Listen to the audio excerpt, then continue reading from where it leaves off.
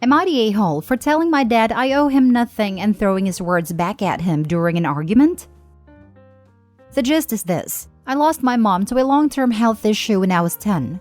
The cost of treatment drained my parents' finances, and it was just dad and me after mom died. No extended family.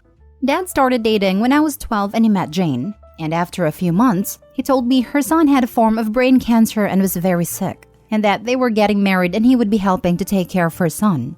We went from 2 in a tiny 2-bedroom house to 4 in a tiny 2-bedroom house, and me sharing with a terminally ill toddler I didn't know.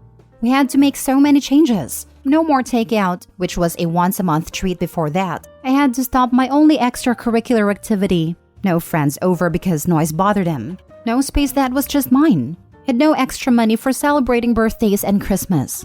When I was 15, Dad and I got into a huge argument because I was never home and was always saying no to helping Jane take care of her son. When I told him how much I hated the situation, he looked me in the eye and told me to grow up. He also told me that I was old enough to understand that life wasn't always easy or fun, and that a rougher life can build character. He told me we grew our family, which was a good thing, and one of the consequences of that sometimes is having less, but that it was worth it for the extra love. I told him it was BS. He told me I was not his whole life, and he was not going to stop doing what he wanted to do because of me. Then he told me to never ever say anything negative around his stepson because he was a kid and didn't need to know I resented him for being sick. After that talk, I was even more distant and left before I turned 18 right after graduation, couch surfed until I went to college, and I didn't stay in touch. When I was 19, I heard that Dad's stepson had died. In college, I met my wife and we got married this past June. Then in November, my dad showed up and told me he wanted to talk, but I shut the door in his face. He kept showing up where I was to talk, and after getting annoyed with him, I agreed to meet him for coffee. He told me how he'd ended up divorced from Jane, and how his stepson had died, and he looked disappointed when he learned I knew. Then he told me how he'd been struggling a lot and how he was hoping I could help him out. I laughed in his face and told him he had some nerve. He mentioned how he'd spent a lot of money on finding me and he wanted us to repair things, but he also needed my help. I told him no way. He became angry and told me he was my dad and was always there for me and I owed him. I told him I owed him nothing, and I threw most of his words back in his face, including that he needed to grow up and that he was not my whole life and would not stop me from doing what I want. It became a bit of a scene, then told me at my age I should have grown more compassion. Am I the a-hole? Now for the top comments. Not the a-hole. Your dad sacrificed you so that he could bang. And as things turned out, the family he created wasn't all that real after all. He was just a patsy to help take care of a sick kid. You owe him nothing. Wife probably left as soon as her son was buried. That prospect sounds so real that I stopped. I'm a mom, and if one of my kids died, I wouldn't want to stay married or be able to even look at someone who just threw their child away, when I did everything I could to keep mine alive. Once the haze of it was over, Opie's dad probably disgusted her. It doesn't sound like she was too worried about him throwing his kid away when hers was sick. Not the a-hole. Your dad quite literally showed up after he had nothing left but you. That's a huge red flag, and that's just the tip of the iceberg. My dad is just like this. He left when my mom died at 17 and slept around with other women while she was in the hospital. Then he wasted all her life insurance money in a Rolex, and he's been trying to contact me for years. Last year, I finally agreed to meet with him against my better judgment. And the second thing he said to me after saying I've gotten pretty was that he needed help paying off his car. I immediately stood up and left. Huge not the a-hole OP. You owe him nothing. Next story. Am I the a-hole for not giving my daughter her education fund money? I, 54 male, have 2 children, 23 female and 21 male, with my wife, 52 female. When the kids were young, my parents set up education funds for both of them, which was very generous of them. My wife and I always expected our kids to attend college and then graduate school, as we have done. I have a PhD, my wife has a master's. Because of this, we decided not to use the funds for our kids' undergrad degrees and did not tell them about the money. My daughter has always been more into the liberal arts, while my son is more of a STEM guy. My wife and I worried about her ability to find a job, but she insisted on studying music and film in college.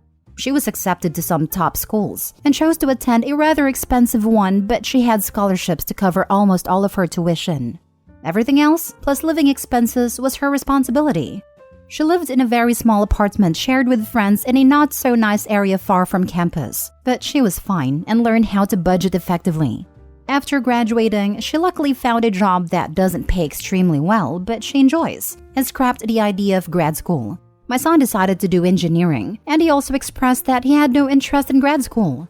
My wife and I were disappointed but accepted it since at this point, he is already all set up with a very good job when he completes school. Since he did not receive as many scholarships as his sister, we decided to use his education fund to cover his tuition and living expenses. He was able to get a large and nice apartment of his own close to the school, which is important since his classes are so demanding and he needs a comfortable space to work. My daughter was confused and asked how he could afford this, and he told her about the education fund. She called us and asked why she didn't have one, and we told her she did. We just didn't use it because we hoped she would attend grad school. She seemed hurt by this and asked if there was any way she could have the money now. We explained that there would be a fee to simply withdraw the money for non-education uses, and if we chose to do that, it would belong to her grandparents, so they could put it towards their own use. She's been quiet and short when answering our texts and hasn't answered our calls at all since then. I know that it seems unfair to her, but it's not really her money in the first place, and she's no longer in college. Plus, her brother only received it for educational purposes and it wouldn't be right for her to just have it to spend now. Am I the a-hole? So let me get this right. Your daughter attended college and had a scholarship. Your son attended college with no scholarship. You chose not to let your daughter use her college fund for everything that her scholarship didn't cover, and you let your son use his for everything. The college fund you said wasn't even her money, but isn't yours either. What exactly do you plan to do with her college money? You're the a-hole for this. Not to mention a college fund her grandparents set for her. He's basically stealing her money. Major, you're the a-hole. You're the a-hole, and I'm surprised between your PhD and master's degrees you couldn't figure that out. Two highly educated fools. Education does not equate intelligence or self-awareness. You're the a-hole. Oh dear, just goes to show you that having PhD and a master's does not neither make you a good parent nor smart in any way. Also, graduate degrees are cheaper, especially PhDs. Most doctoral programs pay you to be there. This was all around really dumb, and you're the a-hole. Next story. Am I the a-hole for backing up my brother in saying our step-siblings' mom and siblings shouldn't be invited to his birthday party while our step-siblings were there? My brother will be 14 in March, and my mom wanted to throw him a bigger than normal birthday party to make up for not having any celebration with others outside the household since 2019. My brother was really excited and asked if our grandparents, our aunts, and cousins could be there. And mom said it was just for her side, and that our grandparents would probably do their own thing with him. He asked if our stepdad's ex-wife and her kids, 2 from before her time with our stepdad and 3 came after, would be there. And she said of course, because they're family, and they're our step-siblings' bio-siblings. He said that wasn't fair, because they aren't his family, and why are we trying to include them? My mom said they are family, and we all want to get along and make sure everyone is treated just like family should. My stepdad said it would mean a lot to his kids, our step-siblings, who are 10 and 8. But my brother said if his family couldn't be there, then the step-siblings didn't get to have their family at his birthday party. I said I agreed, and I told them I wouldn't want them at mine either because they are not family to us. Our step-siblings were there and got upset, and asked why their mom and siblings couldn't be there. Our mom and stepdad assured them they would be there, but my brother said it wasn't fair, and said he didn't want them there and didn't care about them. Mom was furious and yelled at him, and I told her she couldn't expect him to want them there or to have strangers there just for our step-siblings, when she literally just said we couldn't have our family there because it was just for her side. Mom was angry at me, told me I'm the oldest and should be responsible and not encourage him. She said blended family should be about inclusion and welcoming everyone in. I told her that she was going against what she said by excluding our dad's family. She told me that's different because they are no longer anything to do with her. I told her that didn't mean they weren't something to do with us, and that dad's death did not erase the loving grandparents and aunts we had on his side. She told me I was being unfair and should not have agreed in front of my step-siblings, because now they're upset and don't understand why we don't like their family. Am I the a-hole? The people my brother does not want at his party are not our step-siblings, but their mom and their siblings from their mom. They're not related to us. It's their dad who is married to our mom, and his ex-wife and her other children from different men have nothing to do with my brother. Now for the top comments. Not the a-hole. You are absolutely right. And it's good you stood up for your brother. The wrong thing here is that your mother is limiting this to her side of the family, completely excluding your deceased father's side.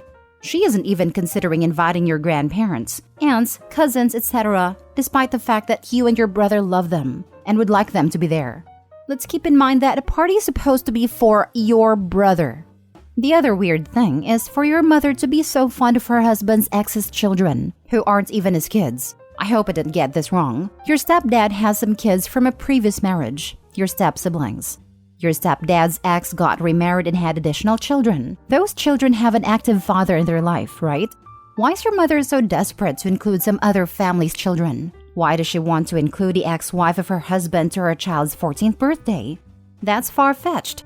She needs to decide if the party is small, just a few close family members, or if this is a huge party with just about everyone, in which case your father's side should also be invited.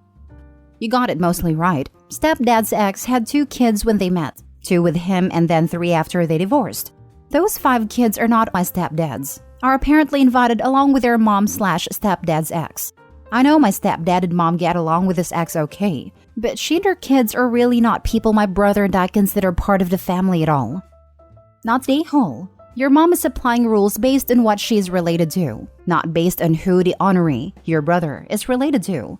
It sounds like there was a blended family due to death, not abuse or neglect or anything, so it seems weird for her to exclude half your family. And she is not even related to them. It is her stepchildren's mother's family. She is honestly just bending backwards to please her husband, which is just ridiculous. Her child's birthday party should have their family. It's more likely she just hates her old in-laws and doesn't want to be around them. She tried disguising this with the "my family only" excuse, but shot herself in the foot by then inviting people who are clearly not her family. She is being an idiot for making dumb excuses. I have no idea whether her dislike for the old in-laws is justified or not, but it would have been better to be upfront. I don't think it's fair to blame her new husband for this situation. Last story. Am I the a-hole for not moving my wedding date? My fiancé and I recently got engaged, and when looking at dates, we realized our anniversary falls on a Saturday this year. Perfect, right? We immediately start planning because it's approximately 9 months out and we have to move quick to pull a wedding together. We told everyone the potential date this weekend and all seemed well. Monday, I get a phone call from my father. He insists that I move the date because my mother has a yoga retreat that weekend. I tell him that this date means a lot to me and I would prefer to keep it if there was any way to move the retreat. There is, but it's expensive. I offer to pay for this change out of my wedding budget, essentially having the amount that I can spend on the most important event of my life. Yesterday, I was told that they would not be taking my offer to pay to move the retreat, and that we're expected to move the wedding instead. I haven't put money on my venue yet, so they think I should be fine with giving up the chance to marry on a date that means a lot to me. It became a massive fight, and now my parents and I aren't speaking. My father accused me of caring about a date more than I care about my mother. I told him that it felt as though they were choosing yoga over their own daughter. Your parents are prioritizing a yoga retreat over your wedding? I told him that it felt as though they were choosing yoga over their own daughter. They 100% are. Have the wedding without them. Not the a-hole. And I would be petty and put on the photos why they weren't at the wedding. Opie's parents suck. Not the a-hole.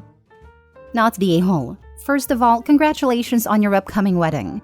However, I'm sorry to say your parents have made it perfectly clear where on their priority list their child is. It is apparently below yoga. And you are right, she is choosing yoga over you.